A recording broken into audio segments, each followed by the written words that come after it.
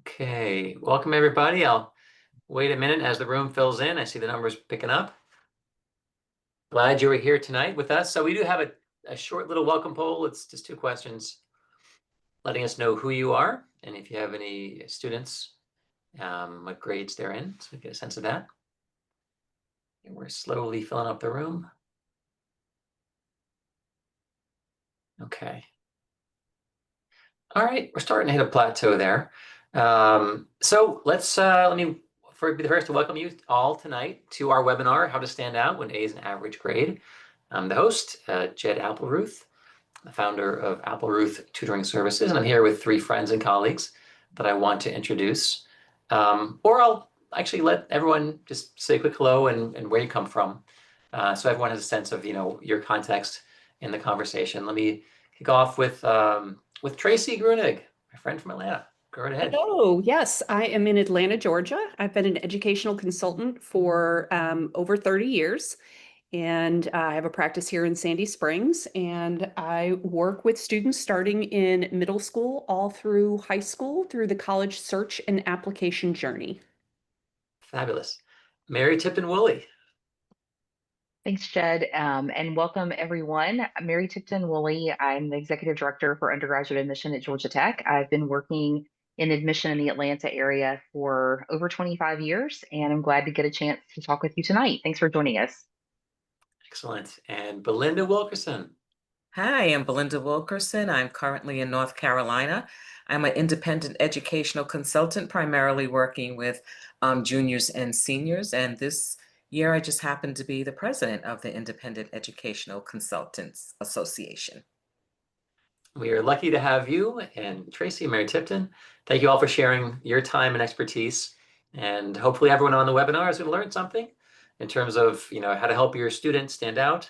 Tonight's structure, my role, I'm more of a research guy. I'm going to talk about the context, the background of grade inflation. It's something I've been studying on and off since like 2013. I began writing about this when I noticed some trends and changes.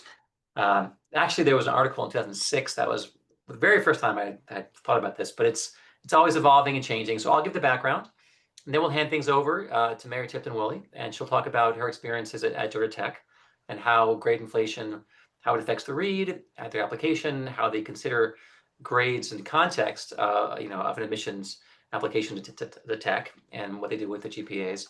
And then we'll pivot over to Tracy Grunig and then to Belinda Wilkerson to wrap things up. And then we'll have Q&A. We're going to have Q&A at the end. My slides are a little bit more data oriented, and we're going to share a copy of the presentation with you. We're going to mail it to you for everyone who's here tonight and for the many folks who will be watching this and later in future days. So know that that's coming your way. All right, so without further ado, let me jump in and give you a little background on grade inflation and just thinking about that in the context of admissions and in the current year where we are. So in brief definitions, grade inflation, it's simply a shift that is not warranted by achievement. And then grade compression, where we're seeing we're really kind of getting a lot more grades in the A range and far fewer Bs and far fewer Cs and Fs. So that is the pattern that we've been seeing, which has been going on since the 60s, actually, but now it's really accelerated. The 90s and the pandemic, things have, it's constantly evolving.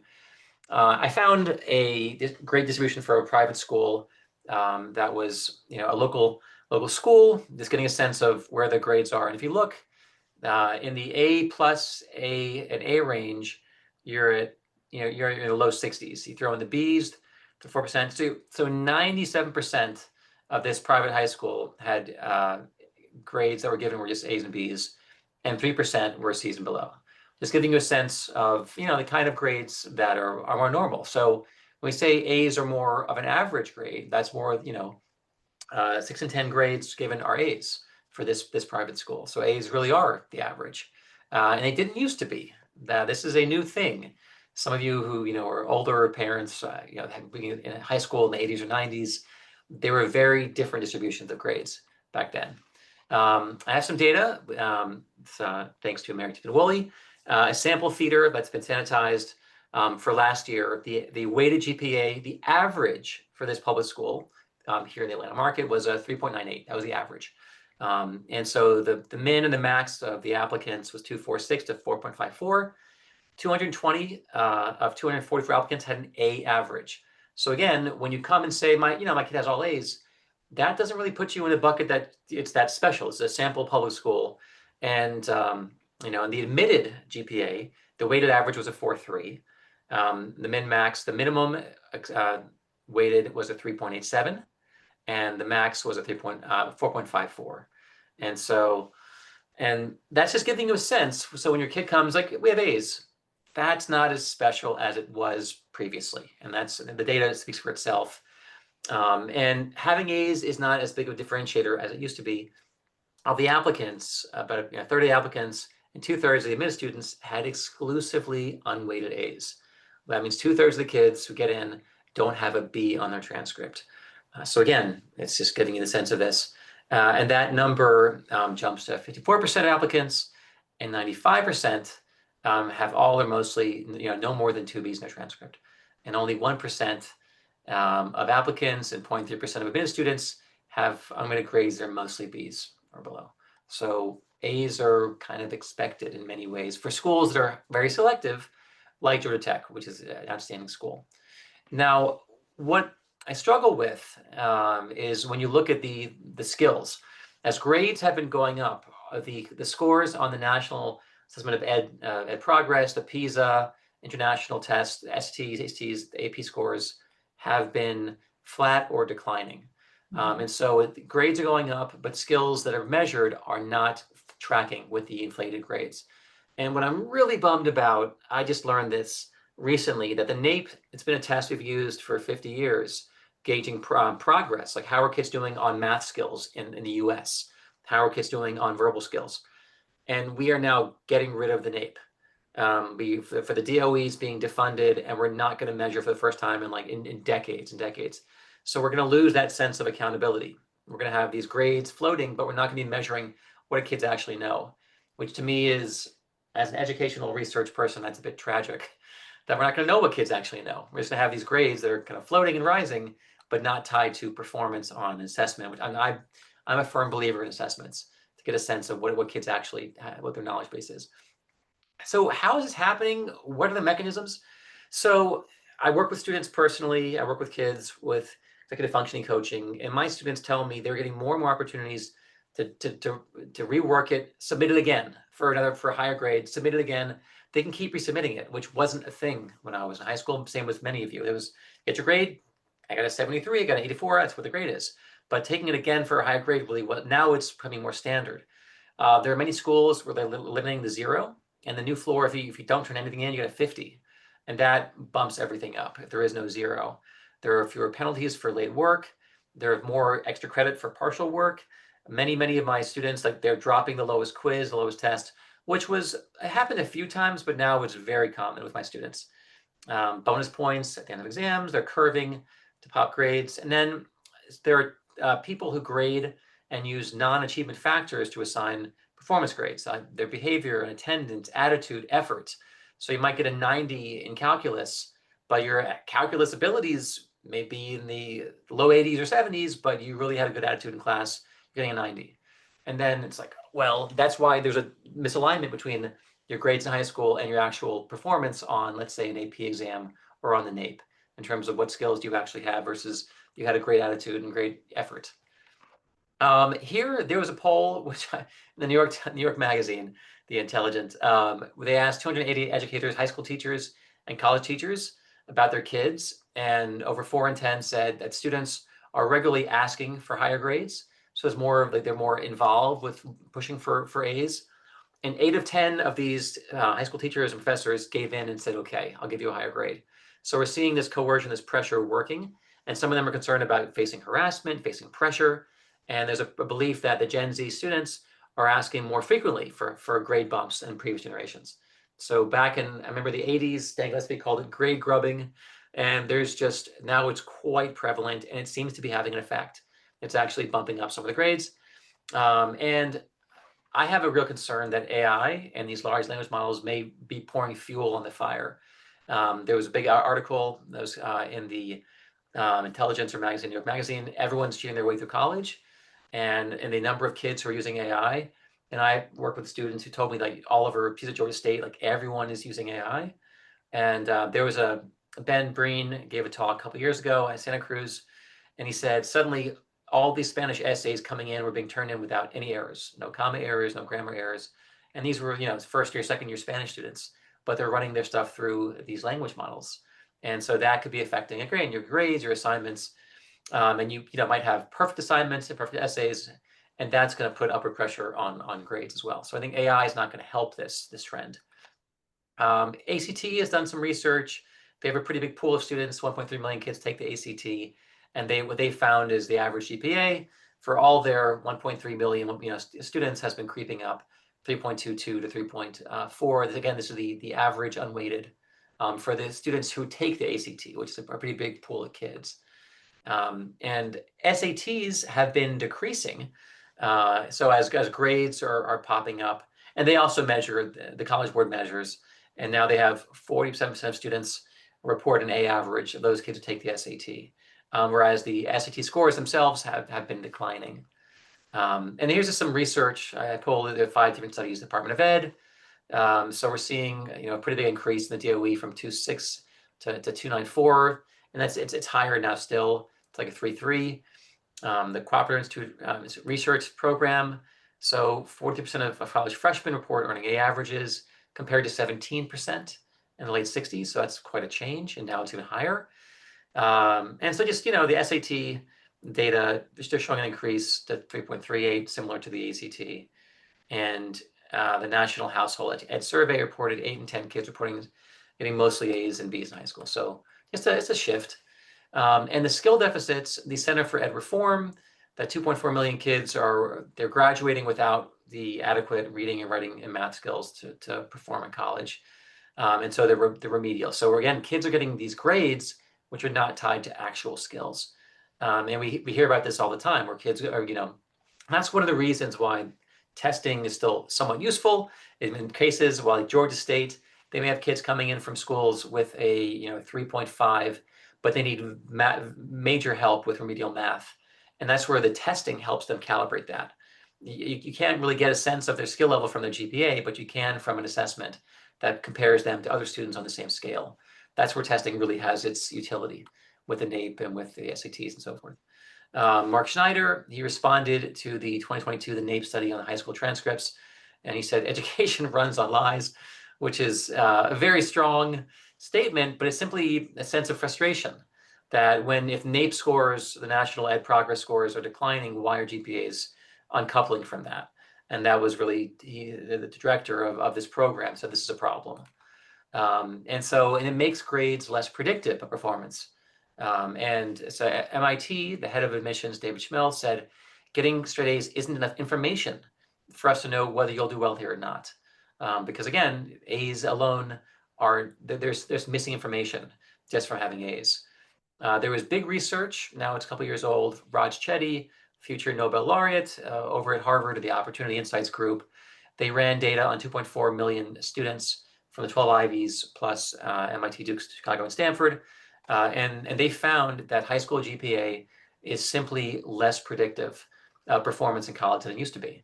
And so they found that testing was pretty much in lockstep. As your test scores went up, your GPA at these 12 elite schools increased in lockstep.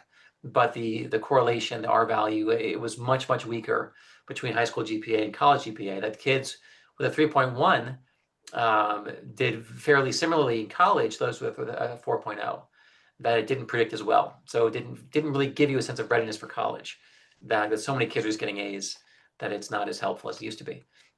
And then, so grade inflation impacting the value of predicting performance.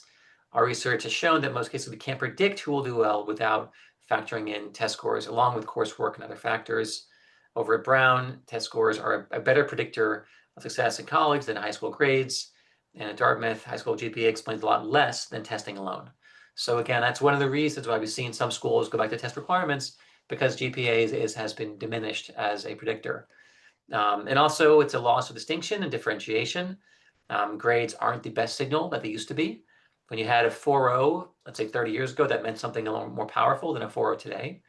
and it's less useful as a sorting device when you have more and more kids with the same GPA.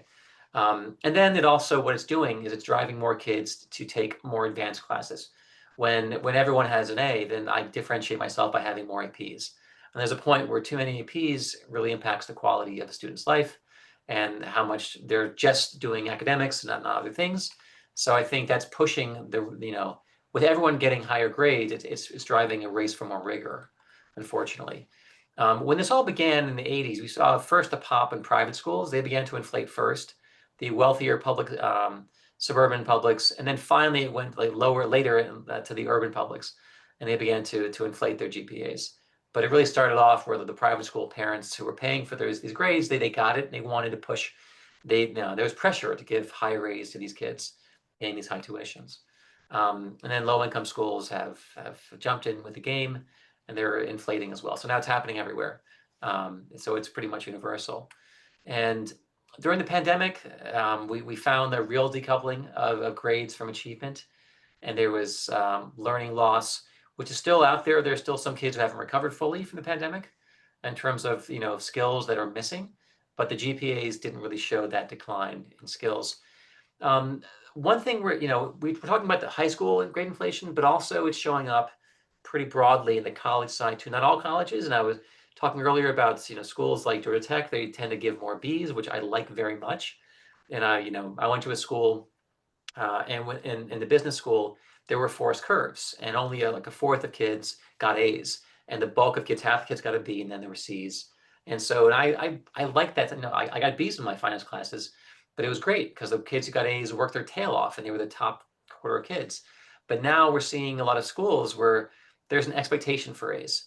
8 and 10 grades given to Yale undergrads were A's or A minuses. So everyone comes in with A's and they expect A's. And versus around when I applied, when I graduated from college in '98, the average GPA at Yale was a 3.42.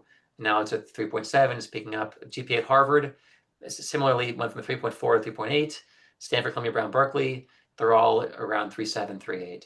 So we're seeing these schools are all giving kids these A's. Over at Duke, James Chappell wrote in the Duke Chronicle, we've entered a new world where students see an A minus as a punishment, which is, again, it's a different world. Where they're used to A's and they expect A's, and they're going to put pressure to teachers to give A's. Williams just published this year their grade, their breakdown. You can see what's happening, and it's just now 3/4 of grades given at Williams are A's and A minuses, and you can see like what the decline of the B's. This is compression in action. You see C's, they were 10%, and now they're down to about 3%. C pluses, everything is, but the A's are just on a tear. And this has to do with collectively how we're looking at assessments and grades and what it means. But it makes things a little bit harder for Mary Tipton Woolley and other people who are assessing when they're seeing more transcripts that are looking more and more similar. And so all this is to keep in mind when you're a parent and your kids says, I have an AGPA. A lot of kids have that now. And so that's my big piece. So some parents are surprised, my kid has A's. It doesn't mean what it meant when you were in high school in the 80s or 90s. A's mean different things now than they used to. And I'm going to hand things over to Mary Tipton Woolley. All right, thank you. And man, the whole time I was like, ooh, I got to stay focused on my slides because I have lots of thoughts about what Jed just shared as a lot of great information there. But I want to jump in and talk just a little bit about what it looks like on the college side. I'm going to start, if you go to the next slide, I'll start by telling you when GPA really does matter, and different entities have made that really clear. These are some examples of places where with your GPA or maybe a class rank or maybe a test score or some combination of all the above, maybe some required courses, exactly what's going to happen if you are applying to the University of Tennessee and you live in the state of Tennessee. I just had this conversation with some family this weekend who, my family lives in Tennessee. They have a rising senior, and we were talking about this exact thing. If you keep clicking through, there's a few other examples here. This is going to be really relevant for Georgia students that are thinking about the Hope Scholarship and the Zell Miller Scholarship that have kind of said flat out, you have this GPA on the Zell side, you have this test score, there is going to be a scholarship associated with that. If you go to the next example, this is the Zell that I mentioned, and there's one more example, I think. Yep. So this is another example of a university that is basically saying at these different thresholds of test scores and GPAs, here's the monetary value associated with that. This is not current to this year. If you're like, I don't think that's right, and I know what school that is, but it gives you an example of this kind of model that is essentially giving you this rubric and a grid that lets you know exactly what you can expect for achieving a certain GPA and test score. So I think it's important to sort of level set how in many cases when you're applying to college or thinking about scholarships, um, that number is going to matter distinctly for the actual number and it either giving you access into an institution or access to a monetary benefit. So I like to level set and start there, but let's talk a little bit about some things that we're seeing in our office. You could go to the next slide, Jed. So to give you a little bit more of an example about two schools, and these are examples from this current applicant year, which isn't finalized yet. That's why Jed has 2024 data. We don't do 2025 until like the middle of the fall, but it's all preliminary till then. But this gives you a sense of what happened this year. When I put this together, I actually thought I might see something a little bit different than what I saw, but here's my takeaway when I looked at this. So let's start with the sample Georgia school where over the last 5 years, applications have increased 61%. And you can see that raw number. The admit rate has dropped 7%. So it must be getting harder to get into Georgia Tech, right? But then if you look at that next slide and you're like, oh, well, actually, we admitted, not next slide, sorry, next little point there, we admitted more students. So the raw number is going up. And this is something we talk a lot about the sort of noise in the numbers. You have to dig through that a little bit more to give you a sense. You can see here as well, the minimum GPA stayed virtually the same, and the max GPA has increased just a little bit. And then you see a trend that Jed was describing toward the end of his slides about students are taking more AP, and this school in particular offers AP. So that's why I said that. We know there's a variety of different types of college level courses out there, but this school is AP and dual enrollment, and you can see that students are increasing their number there. When you look at a non-Georgia school, a place where we've seen exponential growth in applications over the last decade, you can see at this school, applications have increased by 96%, which is 68 students in raw form. The admit rate has dropped 10 percentage points, and the raw admits were cut in half. So in this case, it's like a little bit of a different outcome. But again, their average applicant GPA, the min, the max, the average number of AP courses, it's all stayed about the same. So what's the difference there? It's really a difference in the applicant pool and the demand for Georgia Tech. It's not about that individual student's grade per se.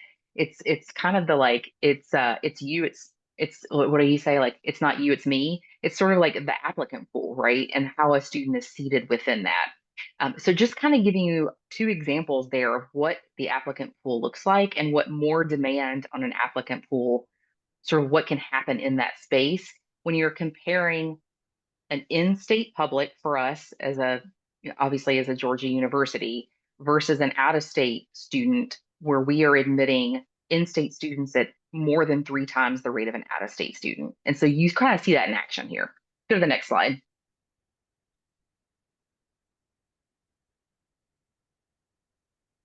Do you mind going to the next slide? Oh, did that not go through? No, not on my end. Oh, there we go. Perfect. Okay. So now you might be thinking, oh my gosh, well, what do I do? If A's are average, then what do we think about when we're applying to a college? And maybe you're actually thinking, how on earth is Mary Tipton and her team making decisions? That's a good question. We spend a lot of time training to review the full context of a student. You'll hear words like holistic admission review or context or like the full picture. Like these are some of the phrases that you're going to hear universities utilize when, especially when they have selective admission and they're going beyond the numbers.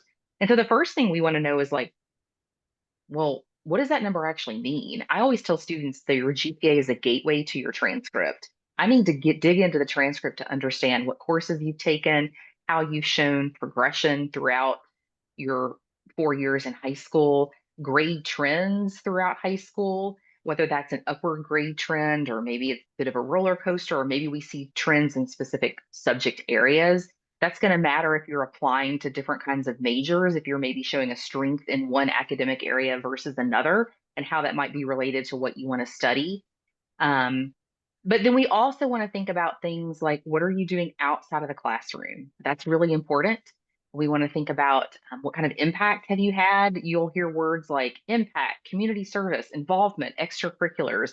These are all the, if you kind of boil it down, what we are saying is we want students to come to our campuses. This is what universities are saying. We want students to come to our campuses and be an active participant and enrich the lives of those that are joining them on that campus. And we're looking for indications of that in what you're sharing with us on the college application.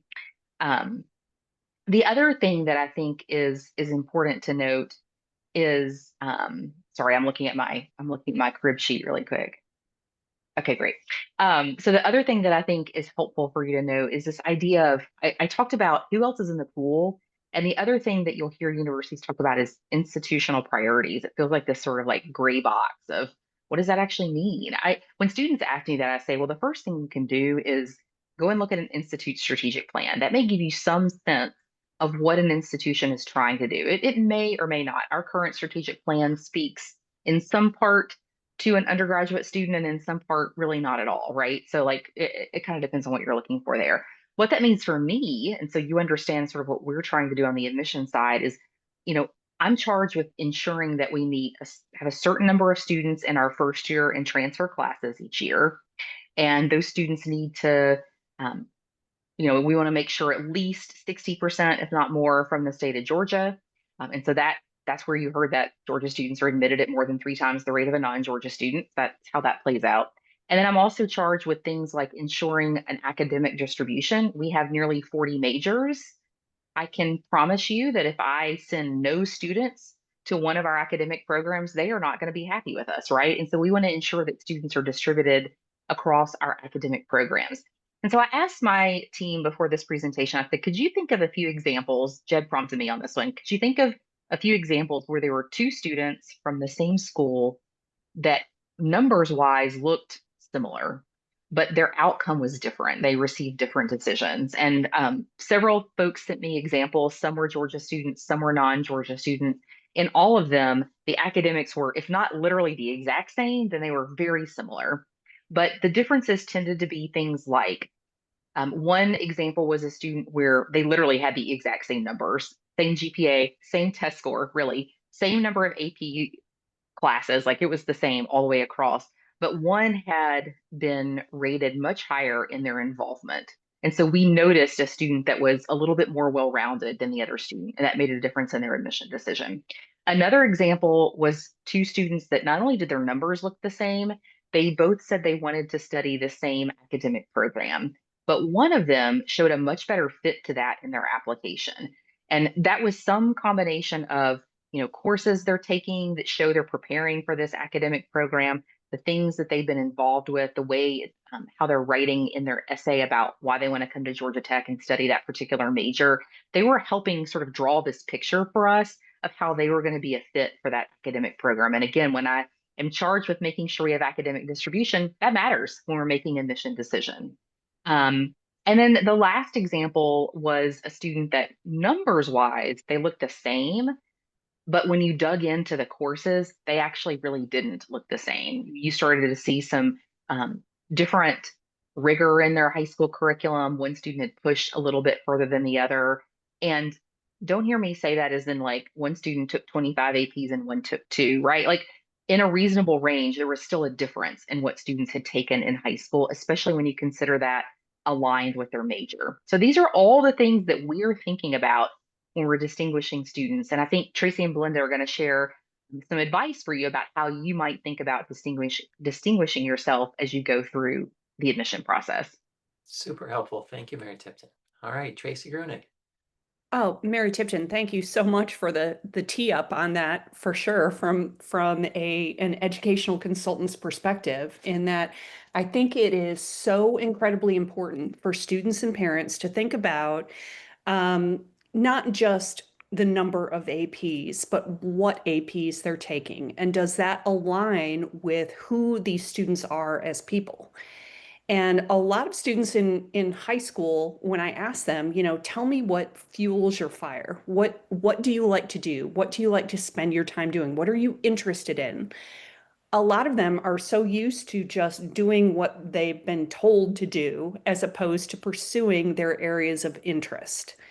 And I think it's really important for students to develop and curate a list of activities, to your point, Mary Tipton, that really complement what the story that they're trying to tell through their applications. And a lot of students look at me sometimes when I say that, and they're like, well, I'm not really sure what you mean. But this is their first opportunity to kind of brand themselves and to really think about how they want to communicate their academic in classroom and out of classroom experiences through the application, and ensuring that they're telling the story of who they are as a person and what they want to study and why, through their applications, through their activities lists, through their college resume, through their personal statement, and lastly, through the additional information section in Common Application, which can be a very powerful tool for students to talk about why they want to study what they want to study. And it's exciting to see these kids really start to think about their individuality and how they want to talk about themselves through their applications, and see the growth through the 3 or 4 years that I'm with students, and understanding how what academic and social fit is going to be the most appropriate for them, and being able to communicate that through their application. There's so many, to Jed's point, and just talking about grade inflation, there are so many amazing opportunities in a college application that you can communicate all of those skills. And sometimes I do think students miss the mark on that, and sometimes they don't. But it's something that they just really need to start thinking about early on in their high school career, and pursuing a level of rigor that is appropriate for them. You want to have balance in your life. And I think, to be honest with you, I don't know how you feel about this, Belinda, but sometimes students come to me and they think, okay, this educational consultant's going to give me a laundry list of things that I need to do to look good on a college application. And that's not our role.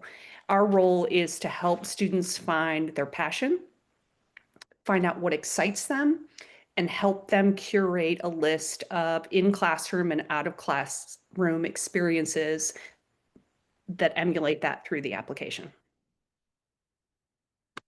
So, Excellent. All right.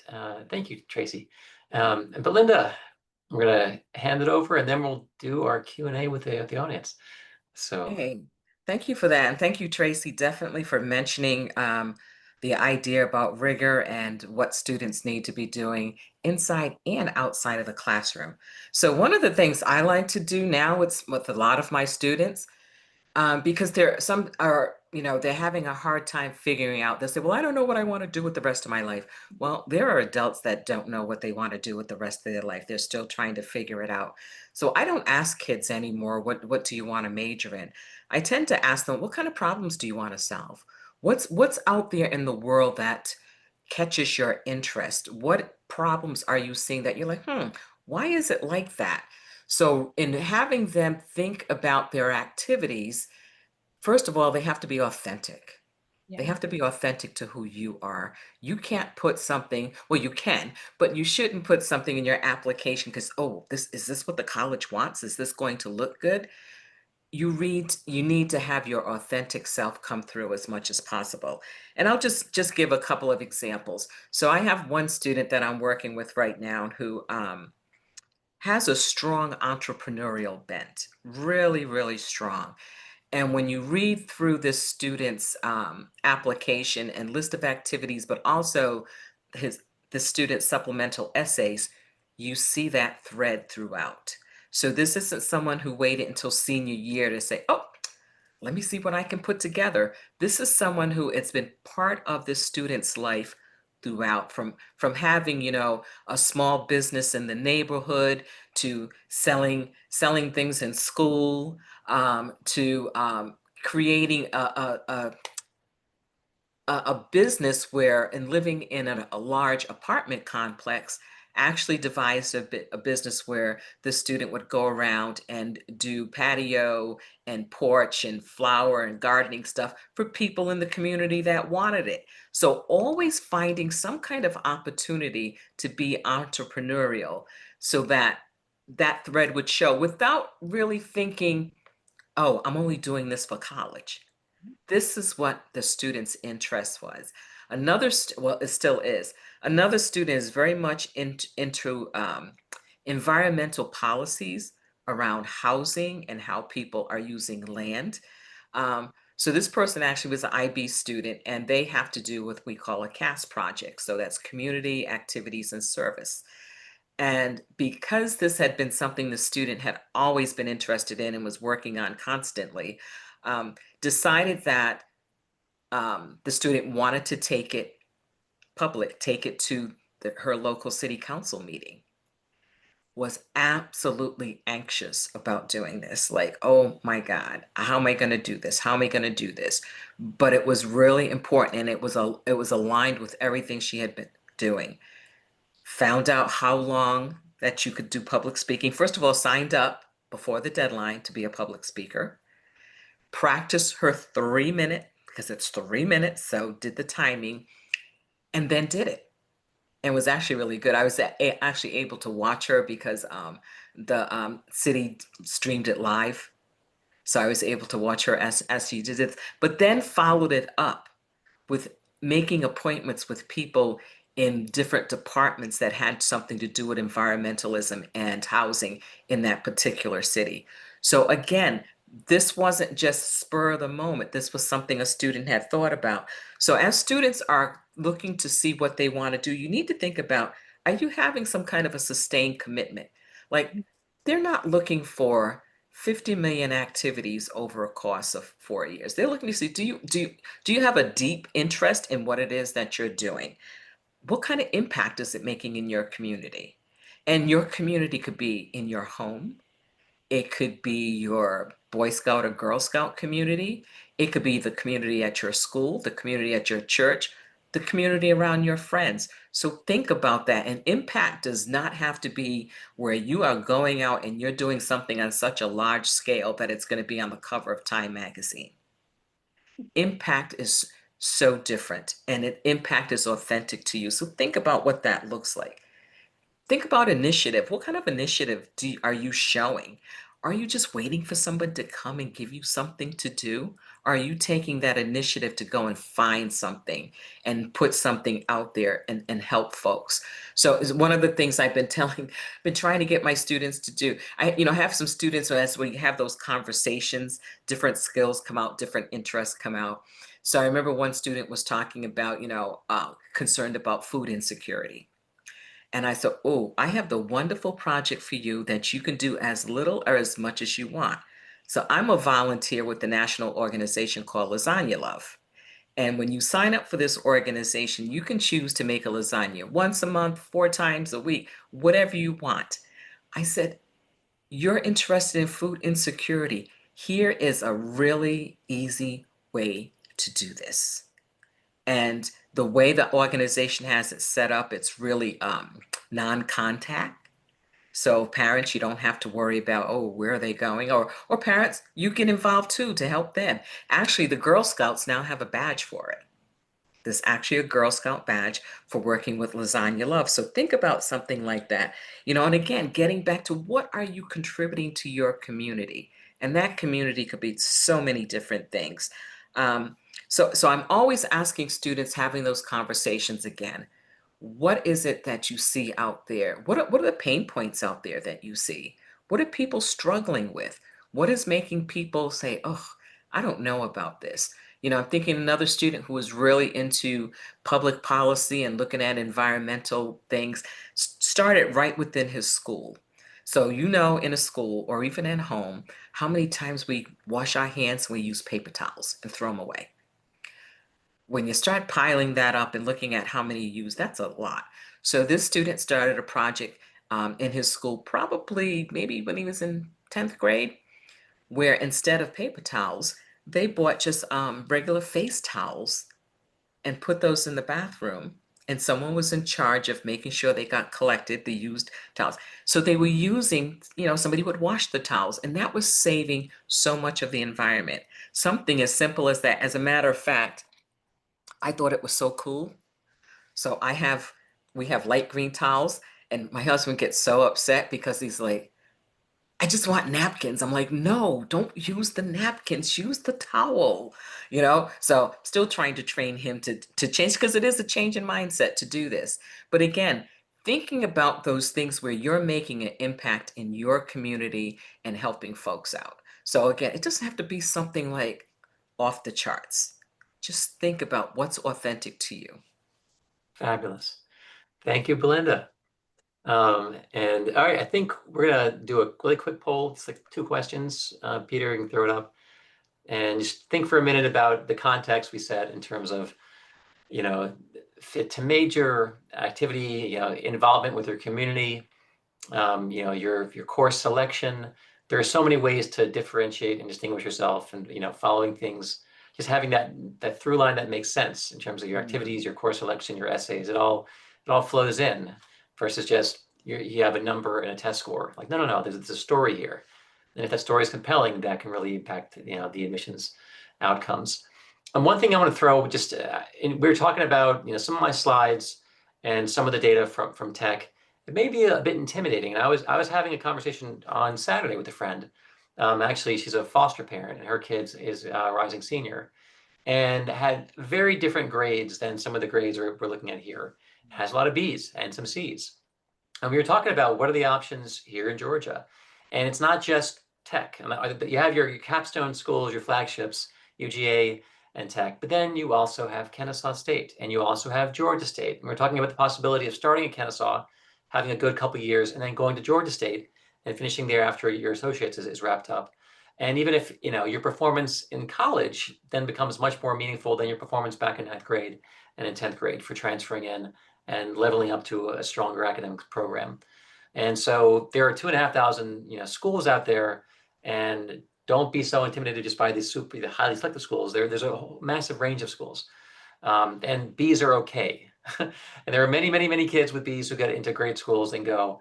And so it's just when you're playing in the rarefied, a lot of our kids do want to go to these super top schools, and for those schools, good grades are just table stakes. That gets you into the conversation, but it's not as differentiating or distinguishing. Okay, so I think at this point we're going to shift over to some of the Q&A, and I need to look at that link. We have a couple questions were for you, Mary Tipton. They were kind of tech questions, and then some kind of general global questions. One of the first ones was, if I have a few Bs over the past 3 years, and again, a few Bs are totally fine. Depending upon the programs you're looking into and the schools you're looking, if I'm looking at Stanford, then a few Bs may put you a little below. But again, depending upon where you're from, depending upon your background, your first generation versus everyone that has PhDs in your family. I'm from Wyoming versus no, I'm from New Jersey. Depending upon, there are many factors. I have a skill or a thing that they want. Mary, this for Georgia Tech, I think 0.3% of kids did have mostly Bs. So there's something that they offer tech that is not just their great grades, but they have something else too. So Bs are okay, but you're going to have to bring something else to the table besides your straight academics, something else that the school wants, institutional priorities and fits and so forth. But and Mary Tipton, let me ask you in terms of admissions and a few Bs, and also to Belinda and Tracy, you have kids with Bs. Tell me about just some experiences, the student who doesn't have the perfect unweighted GPA. Some thoughts on that. I'm happy to start, but I bet Tracy and Belinda are going to have better words to say than I will on this one. But this is because I'm at an age where I have a lot of friends that have kids that are applying to college, and they've all asked some version of this question. And this is what I always say to them, which is most schools in America are going to do everything they can to enroll your child. Full stop. That's it. I know that we tend to focus about on like this many schools, but Yeah, there's, more than you can see my hands on the screen universities out there. And I think that's incredibly important. And Jed just made a great point. It's the last thing I'll just add for us, which is I will say, I have a responsibility to tell you that you can transfer to Georgia Tech, but personally, I want you to land at a place and be happy because often I think students discover what they didn't necessarily think was what they wanted for their future plan turns out to be really good fit. So I'll stop there, but that's the two things I would add. excellent. Belinda or Tracy? Mary Tipton, I couldn't agree with you more in that I think a lot of students and parents, predominantly parents, will come into my office and talk about that list of 15 to 20 schools that everybody's talking about and has been talking about since their kids were in preschool. And as we all know, the admissions process is vastly different today than it was when a lot of parents went to college. And I think it's really, really important to keep in mind that kids need to find the right academic, social, and financial fit where they're going to be happy. Because where they're going to be happy in and out of the classroom is where they're going to thrive. And I think it's more important for these kids to build their confidence and feel like a big fish, and really enjoy their experience rather than the brand name of the school that they're attending. Yeah, and going along with that, Tracy, I think it's so important too for students as they're creating that list, and that's one of the ways that we help them is to expand their options to help them understand that there are all these schools. So one of the things I do when I work with my students, they all get a map of colleges across the United States, and I'll say, so these are all these colleges. Why are you concentrating on just these? Let's look at these. Let's see what else is out there for you. And I always tell them, when you go to visit, if you have the opportunity to visit a campus and step on campus, you get a feeling of whether or not that might be the place you want to be. I said it's important that you go somewhere where you can find your people. Mhm. That is so important. Find your people. And then I tell them, I said, it's not about just getting in, it's about staying in and graduating. I think of students who get in somewhere and they're not happy, but it has the name or what have you, and they're just going to stick it out. They're just going to stick it out, and they are miserable. And then, the grades start suffering. They're not participating in different activities and they're homesick. And then, anxiety comes in and what have you. I said it's so important that social fit has become increasingly more and more important for students. And we see that every day with the mental health issues that we're seeing for us. It's because of the pressure that they're putting on themselves because society is putting that kind of pressure on them. So it's up to us too as adults to you know, release that pressure valve a little bit, to give them some room to just be kids, to let it just be okay to be who they are and not have every kid being that one with that bumper sticker on the back of the car. I mean, there are just so many colleges, you know, because you can go to Georgia Tech and do absolutely lousy. It all depends on what you want to do when you get there, how much you put into it. You can go anywhere, and as long as you put the effort into whatever that school has to offer you, you're going to be okay. But you've got to be open. Like, there were two questions early on about APs. I know like your GPA, that goes automatically. There are questions about sending my test scores or not. There's one question, do I send a sub 3? A 1 or a 2, typically they're not going to help you. Like my rule of thumb is, does the college give credit for if they only give credit for a 4 or 5, then I'm not going to send them my 3. But a 1 or a 2, almost never, because it doesn't strengthen. The advice I've heard 1,000 times is submit what strengthens. There was one question, maybe Mary Tipton, in terms of looking at how much the scores, those 3, 4s, and 5s, impact admissions versus placement and credit. How does that work for you guys? Yeah, I think not much. And there also tends to be clustering of scores within high schools. So in other words, if all the students that go to a school have one or two of the same teachers that are doing a good job or not preparing a student for the AP exam, they're likely to result in a fairly similar clustering of scores. That's what we see. So in terms of like differentiating within a school, I don't actually see that happen that often, frankly. There tends to be a lot of clustering in that space. But I would agree. I don't think there's ever a reason to report a lower test score. I mean, I will just say we know that most schools require students to test the AP if they've taken the class. So if you don't report a score, we are kind of assuming you don't have a strong score. Yeah. But then again, it's not staring us in the face. So like if I'm being honest, we're going to guess you didn't do great, but it's also not staring me in the face and I'm going to move on because it's not really a deciding factor. It has more to do with credit. Right. For sure. Like sending a one. I heard one. There was a very elite school on the East Coast. He's like, he had this kid got a 90 in calculus, but then sent a one on the AP Calc, AB, and it's like I couldn't unsee it, and it just degraded and diminished that 90 so much. Like there's pretty much if it's not going to help you, keep that one at home. You don't have to tell people that. Or if you're applying to a school that tells you you have to send them, then and there's a reason you have a one, and you can't blame a teacher. Don't go blaming somebody else. Nobody wants to read that. That's not helpful. Just let that be life advice. But you could, if you were sick the day you took that exam, like life is going to happen or something like that, then you should tell us that, right? Like if a school required you to send the one and you were, sick in the back of the classroom trying to take the test, you should tell us that that happened.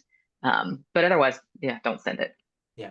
Yeah, and those scores are really important. That's one of the things it's important for students to do as they're looking at schools. What is the AP policy? How do they use AP? So that you know that ahead of time. I make all of my students go on to whatever colleges are on their list. They have to, look for the AP policy for that school to see how those scores would translate. I know in North Carolina, the UNC system went to a system where all of the public UNC schools have to accept 3 and above for some type of credit. Okay.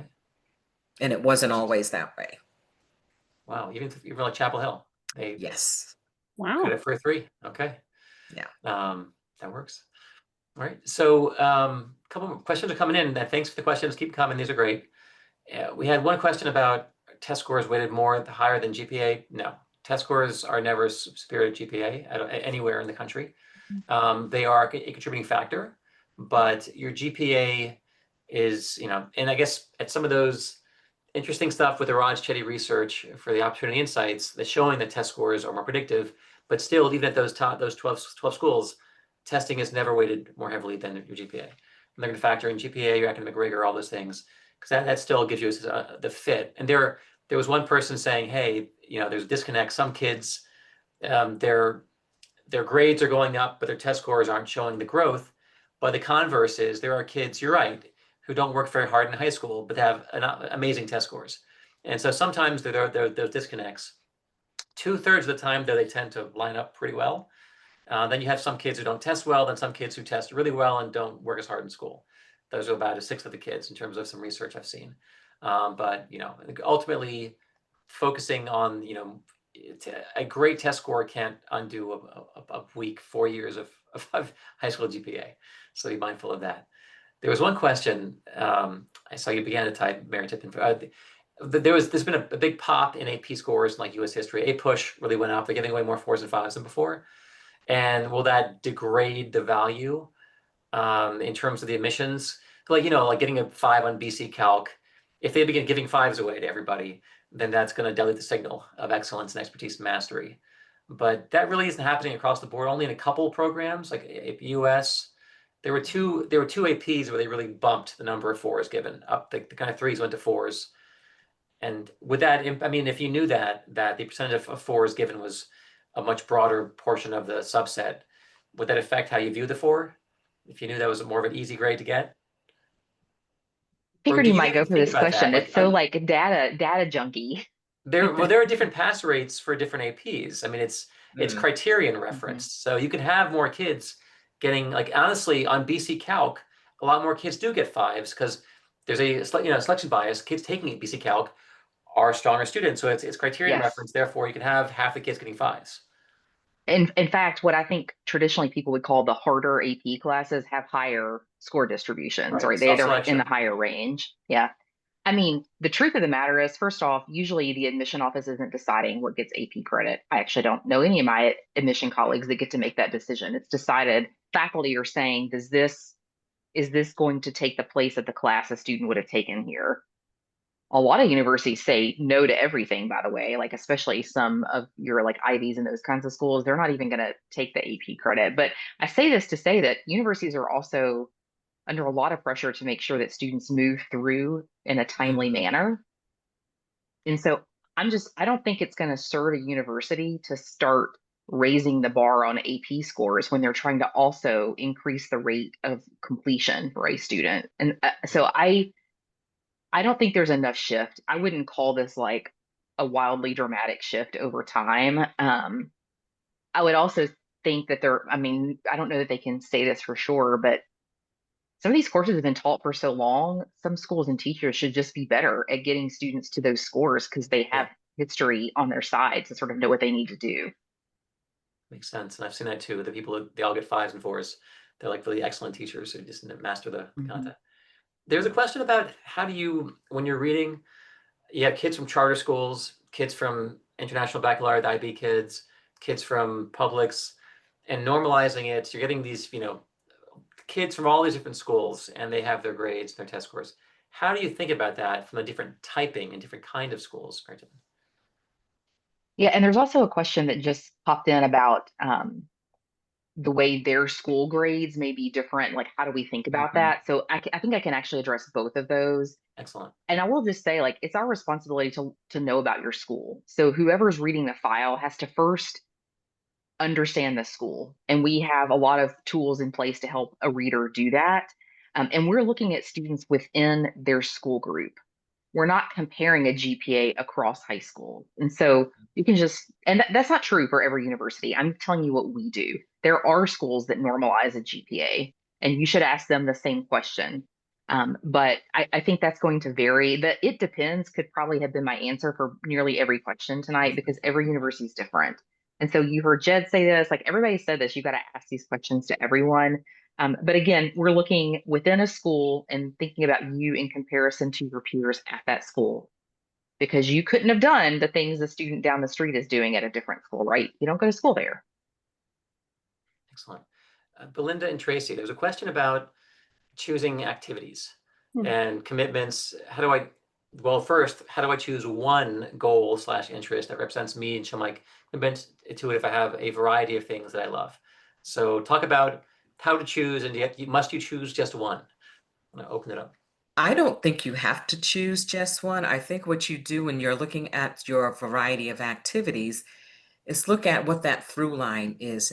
Are you showing your values? What's important to you? Are you showing um, uh, that family is important to you? Is showing that being part of a community is important to you? So you have to figure out what that through line is. So you can have multiple activities, but they're all showing something about your character. Maybe if they're showing that you like giving back to your community. Maybe they show that this is important to you. So you have to really sit down and think about it. And if you're thinking about these activities in regards to the supplemental essay prompts that you may be answering, you need to really think about how something in particular can answer that question and think of very specific activities and be able to show details about what you did. You've got to learn how to be a storyteller. And Right. we're not used to doing that. Students aren't used to doing that. They're used to writing an English essay with intro, body, and conclusion. Yeah. That's not what they're looking for. That's exactly right, Belinda. I couldn't agree with you more in that, this is the first opportunity that students have to really talk about themselves and their values and to even verbalize those values. A lot of times they haven't even thought about what's most important to them.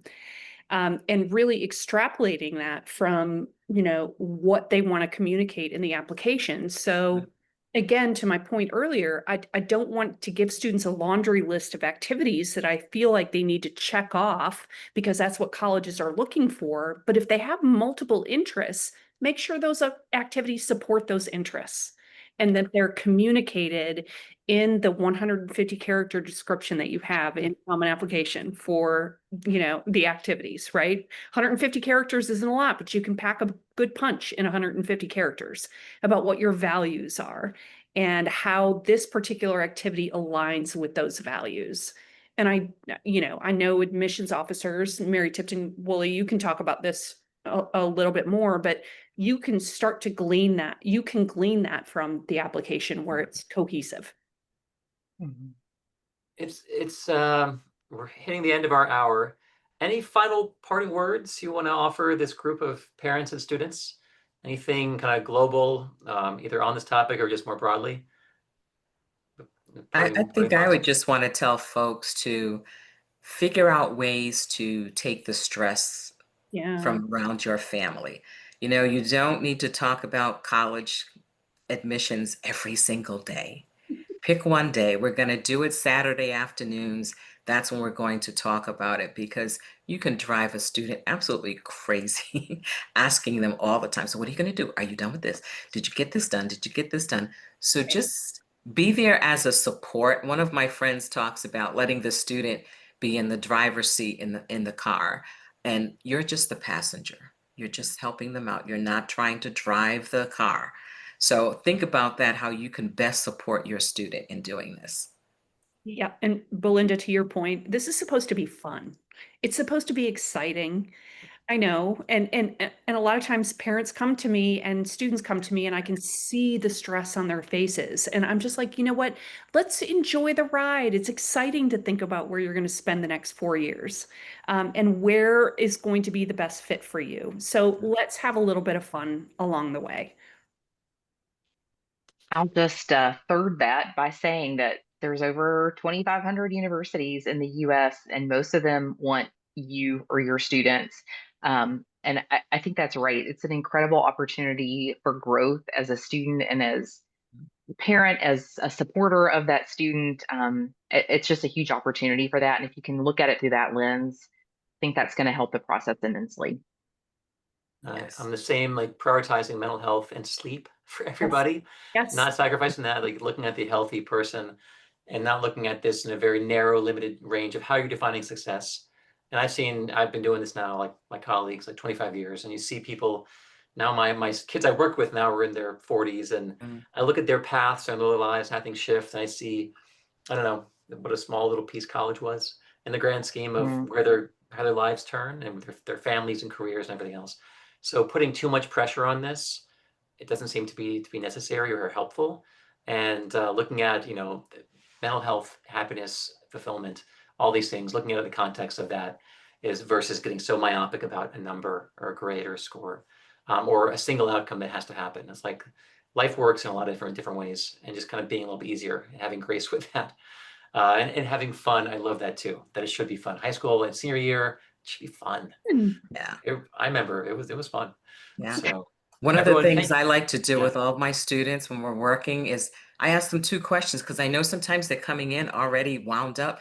Two questions. What are you grateful for today? And what are you doing for self-care? We Oh, don't move forward until they answer those questions. And parents, if they're in on the meeting, they have to answer the questions too. I like that, Belinda. That's great. Excellent. Awesome, guys. Well, thank you very much, Mary Tipton, Tracy, Belinda. Thank you for coming to be part of this. And everyone out there, thanks for watching, if you're watching it live tonight or tomorrow, the next day. And we'll send you a copy of the recording, and look forward to hopefully being part of your journey later on. All right, everyone. Have a good night. Bye-bye. Night.